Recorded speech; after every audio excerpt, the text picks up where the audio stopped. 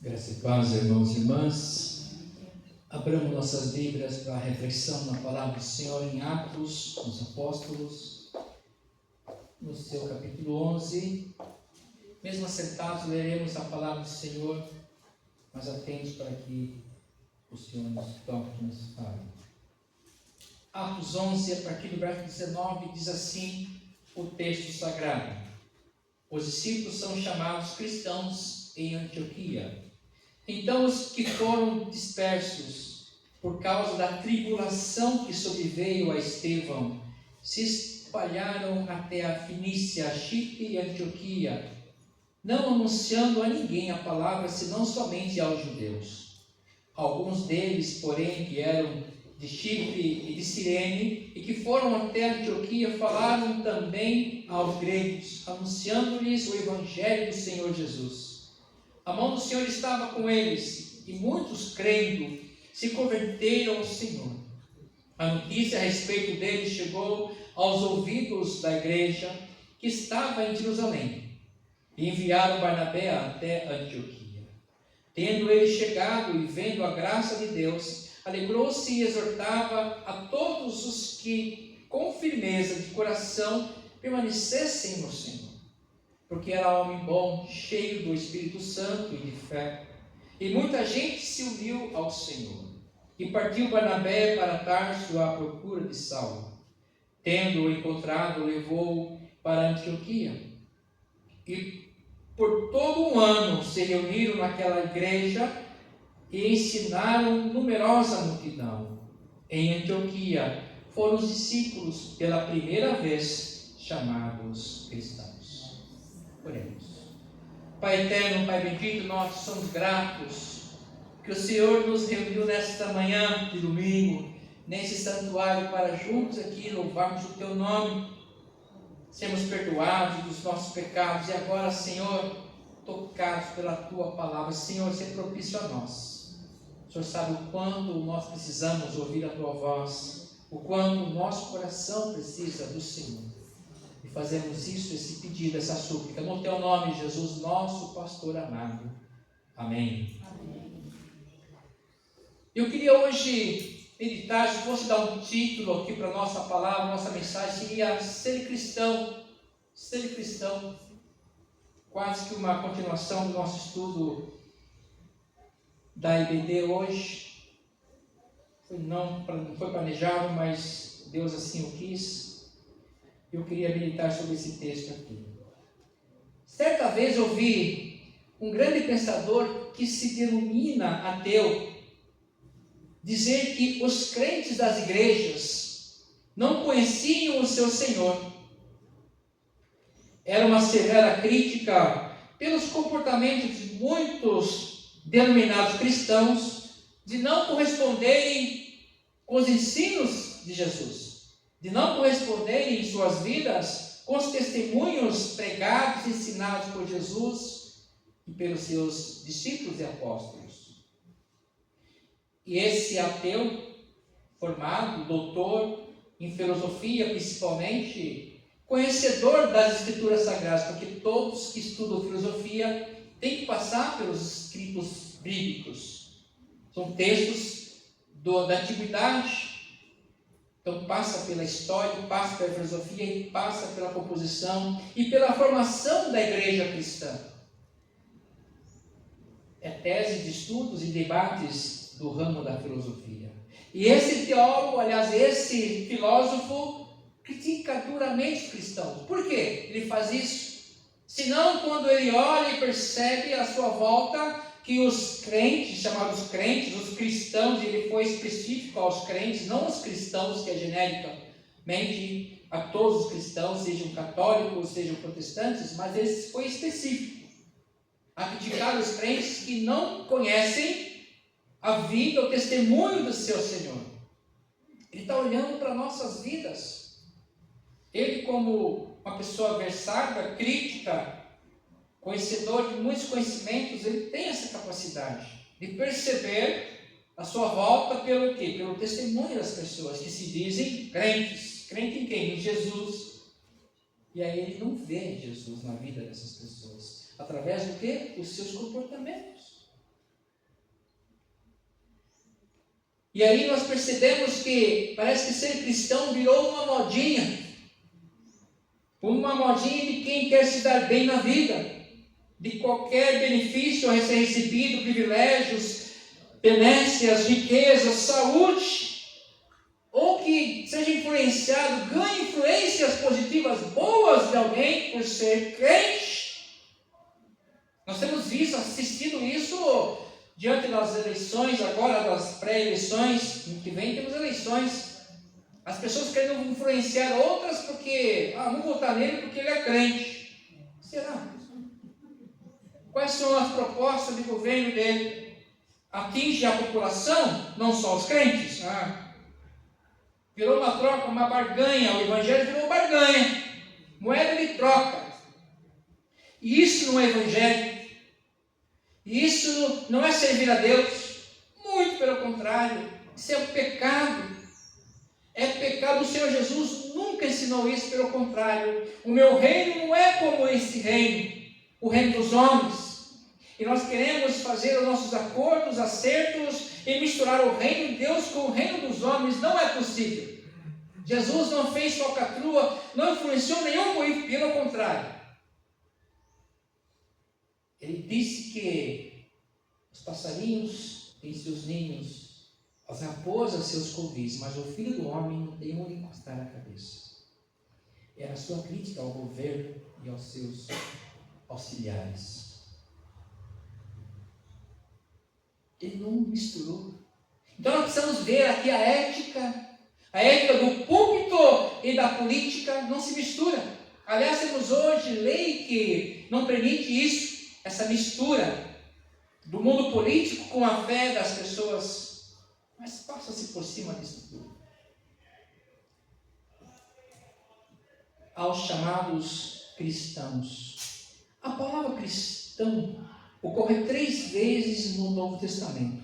Aqui, 11:26, que nós acabamos de ver que é a primeira vez, ainda em Atos 26:28 e em 1 Pedro 4:16. Apenas 3 vezes aparece a palavra cristãos, que significa que uma pessoa pertence a Cristo, que é seguidor de Cristo. E é por isso que Jesus várias vezes fala: se quer vir após mim, negue-se a si mesmo e siga, tome a sua cruz e me siga. Então, cristão é aquele que segue a Cristo. É claro que nesses primeiros momentos da antiguidade, no primeiro século, essa denominação de cristãos, ela passa a ter um tom depreciativo dos de fora, daqueles que não são cristãos. Aí são cristãos, que é uma flexão da palavra Cristo, pequenos cristos, cristãos, lá no grego, pequenos cristos, mas é aquele que segue a Cristo, os seus ensinamentos, aquilo que ele deixou preconizado e depois registrado pelos seus seguidores. Mas começou com um modo depreciativo. Guarde isso. Quem nós somos? Nós somos cristãos, de fato, pequenos cristos? Ou somos cristãos que, como estão presos apenas ao modo depreciativo de como é visto os cristãos já no passado? Como é que nós enxergamos hoje a nossa fé, a nossa postura de sermos cristãos? Será que nós continuamos aquilo que Paulo fala na sua primeira carta aos Romanos, versículo 16, porque não me vergonha do Evangelho? Ele não tinha vergonha. O tagarela de Jesus, o apóstolo Paulo, não tinha vergonha do Evangelho. Onde ele estava, pregava a Jesus, porque ele se tornou prisioneiro de Cristo. Prenderam ele e falaram assim: eu não estou preso a vocês, por mais que seja enclausurado, porque eu sou prisioneiro de Cristo. Ele me deu liberdade total, mesmo preso. Essa é a grande sacada, nós entendemos o Evangelho, que Paulo, mesmo preso, se via livre, porque ele foi livre para viver eternamente a vida proposta por Deus a todos nós. Às vezes estamos presos em nós mesmos, nas nossas falcatruas, em nossas influências, nos nossos pecados, presos em nós mesmos, precisamos ir para Cristo, servir a Cristo, ser cristãos de fato, para sermos verdadeiramente livres, para uma vida nova, uma novidade de vida. Ou estamos presos a Cristo, ou estamos presos a nós mesmos e a esse mundo. Os de fora rejeitam a fé cristã. Os de fora não querem se arrepender dos seus pecados. Os de fora querem continuar fazendo o que querem, viver como querem, pensar como querem, educar seus filhos como querem. Mas os cristãos têm que servir a Cristo. E Ele continua falando: eu vim para que vocês tenham vida, vida em abundância. O diabo vem para matar, roubar e destruir, mas eu vim para que tenham vida em abundância. Às vezes ficamos presos aos receios, ficamos presos na vergonha do menosprezo.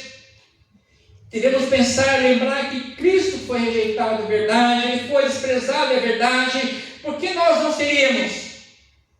Parece que nós não queremos isso. É por isso que muitos rejeitam ser cristão de fato verdadeiro.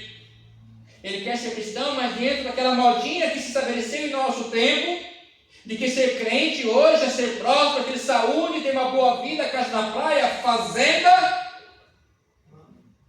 Isso é ser crente. Querido, se eu confessar alguma coisa para você, às vezes eu vejo pessoas entrando, sentando lá naquele último banco, eu falei: esse não vai ficar aqui, porque ele está aqui hoje para buscar alguma bênção material. E o meu reino não é isso, diz o Senhor. O meu reino não é comida nem bebida, mas sim a presença do Espírito Santo a mudar a nossa vida, a trazer sentido à nossa história, a fazer nós enxergarmos aquilo que de fato está na nossa realidade e não ficarmos andando com a cabeça baixa. Passa-se anos e anos nós servindo a essas pessoas, servindo a esse mundo, a essa sociedade e nos perdendo. Muitos vêm para a casa de Deus hoje, nas igrejas chamadas evangélicas, para receber a bênção, para ter suas contas bancárias diferenciadas. Vem aqui para paquerar, vem buscar casamento às vezes.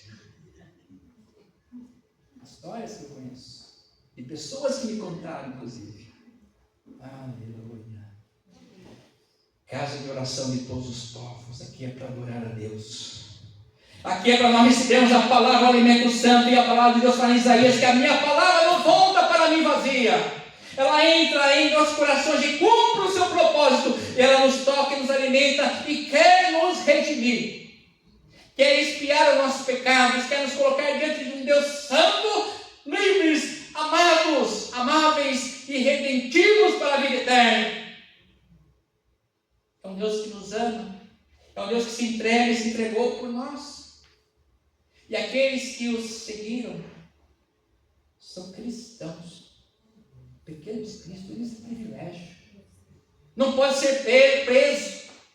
Não pode ser preso. Pode ser preso, mas não é peso.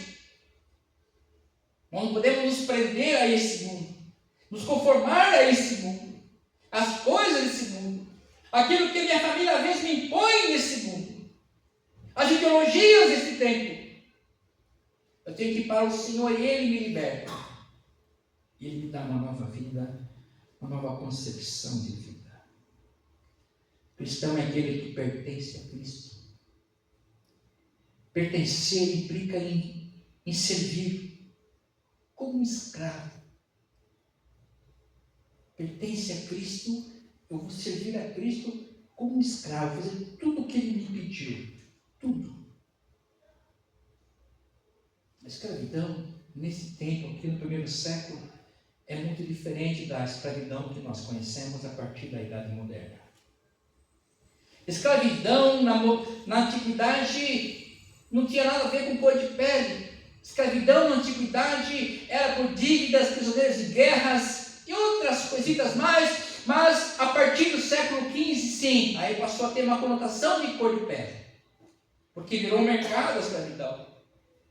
Até a escravidão virou um grande mercado e muito rentável. O diabo é feroz, ele sabe usar da nossa ganância. até da escravidão humana, ele vai fazendo com que as pessoas se enriqueçam. E na chamada Idade Moderna, começa então a escravidão, a comercialização de pessoas pretas. E aí até hoje nós lidamos com isso, essa discriminação de que traz nessa história de 400 anos só no Brasil, a escravidão das pessoas pretas. Homens escravizando homens. E Jesus veio para nos libertar. Jesus veio para nos libertar. No primeiro século, de maneira especial, a escravidão era muito comum, mas era uma escravidão social. Até em alguns momentos aqui, alguns discípulos trabalhavam, estavam atentos, estavam ali naquele momento, sabia que ele tem escravos, pessoas livres, pessoas de influências, e ele sempre vai, trate o seu escravo, o seu servo com cuidado. O Evangelho vem e olha, trate ele com cuidado. O Evangelho vem para minimizar as situações, colocar o amor de Deus nas relações. Você é escravo que deve. Você tem que ser tratado com respeito. O Evangelho traz essa nova configuração. Que não dá para entender que na Idade Moderna, além da colonização, trouxeram o Evangelho. E o Evangelho é libertação. Primeiro escravizaram os indígenas, depois trouxeram os negros capturados na África. E com a aval da igreja, dos cristãos naquele momento, a escravidão foi imposta por séculos. A escravidão aqui, eu entendo, escravidão mental, da dependência do amor à riqueza. E a palavra de Deus já me diz, através de Jesus, que não é possível nós servirmos a dois senhores, ou a Deus ou as riquezas, ou você serve um e não serve o outro. E o homem continua a ser escravo dele mesmo, das riquezas, porque ele privilegia isso. E é por isso que nós entendemos que virou modinha. Porque o cristão hoje ele tem que passar pela prosperidade. O cristão hoje ele tem que ter aquela coisa de eu determino a bênção. Você não é mais servo de Deus, você é servo de você mesmo e você quer tornar Deus preso de sua vontade. Isso não é ser cristão. Cristão é aquele que pertence a Cristo. Cristão é aquele que pertence a Cristo. A quem você pertence hoje? Às suas vontades? Aos seus pensamentos? Não é possível servir dois senhores. Ou nós amamos um e odiamos o outro. Não é possível servir a Deus e as riquezas. Não é possível servir a Deus e a si mesmo. Paulo e Barnabé ficaram aqui pregando 1 ano em Antioquia. 1 ano. Isso me traz algo assim tão fantástico. Eles ficaram ali naquela região, naquele pedaço do mundo, pregando ali 1 ano. Porque a pregação do Evangelho, irmãos e irmãs, não é uma coisa assim que é de resultado, não, que a coisa vai acontecer agora e tem que ser assim, nesse mês. Não, eu quero a bênção hoje, eu quero a cura hoje, eu quero isso hoje. Não é assim. Deus não tem pressa nenhuma, Ele é eterno. E Ele fala para mim e para você que você também, que nós somos eternos também. Então não precisamos ter pressa de nada. Precisamos abrir sim nossos corações e mentes para a sua vontade, para a sua palavra, e assistirmos a grande bênção que é viver com Ele dia após dia, num relacionamento santo, num relacionamento diário com o Senhor. Não é só de domingo, é diariamente. É dia após dia, descansando no Senhor, na sua vontade, sabendo que Ele tem coisas boas para nós, Ele tem o melhor para cada um de nós, mas tem que ser algo de relacionamento. Nós temos que entender que nós pertencemos a Cristo. Servimos a Ele em todos os níveis, na nossa vida em todas as áreas. Pastor, essa área da minha vida, não, essa parte aqui é um quartinho só meu. Não, Ele quer que você de fato pertença a Ele integralmente, 100%. Não deixe nenhuma reservinha para que você possa comandar, administrar, não faça isso. Você não tem forças para isso. Você não tem poder para isso. Você não consegue lidar com isso. Lidar com alguns pecados. Nós precisamos de fato pertencer a Cristo e nos vermos como aquele que serve de fato em todos os sentidos, todos os dias, em tudo. Em tudo. Lá havia em Antioquia uma numerosa multidão. E a palavra sendo pregada dia a dia, muitos se converteram. Muitos começaram a ouvir essa palavra, essa mensagem, abrindo seus corações, foram se chegando e sendo salvos. Mesmo que às vezes os de fora estão criticando, olhando para esses cristãos aí depreciativamente, muitos não se importaram com isso. Muitos que ficaram presos às tradições das religiões não se importaram com isso e abriram seu coração, e o Senhor continuou falando e houve libertação completa dessas vidas. Multidões se arrependendo, sendo salvas, redimidas pelo Senhor, na ação efetiva do Espírito Santo de Deus. E a salvação foi acontecendo, porque o Evangelho foi sendo pregado, dia após dia. Muitos se achegaram ao Senhor. Você quer se achegar ao Senhor? É abrir seu coração e deixar Ele entrar e mudar a sua história, ter vida de fato abundante, dependendo das circunstâncias. Esse é o Evangelho que estava sendo pregado lá, onde pela primeira vez os cristãos foram chamados dessa maneira. Então eu vejo que ser cristão é um privilégio. Você é um pequeno Cristo, que traz também a mim responsabilidade. Porque como Cristo ensinou, viveu, testemunhou, eu também devo fazer o mesmo. Isso não é peso, é privilégio. E Ele assevera, então você vai ter algumas dificuldades, porque o mundo vai olhar para você diferente. Chegou o crente aí. Glória a Deus. Eu por dentro fico assim, glória a Deus. Porque você vai delimitar alguns comportamentos também, se você for de fato cristão. Não tem que impor nada, não. Deixe que o Espírito Santo faça isso por você. E o Espírito Santo sabe trabalhar, viu? Ele trabalha os detalhes. Só a gente perceber a ação de Deus nos detalhes, no dia a dia. Não é nem por força, nem por violência, mas pela ação do meu Espírito Santo. E é assim que vai acontecendo as conversões de pessoas, de pequenas multidões que o Senhor vai trazendo. Muitos se chegaram ao Senhor através dos pequenos cristos. Você quer se chegar ao Senhor hoje?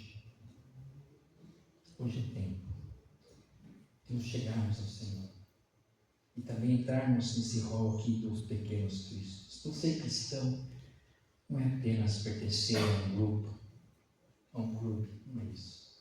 É relacionamento com Deus.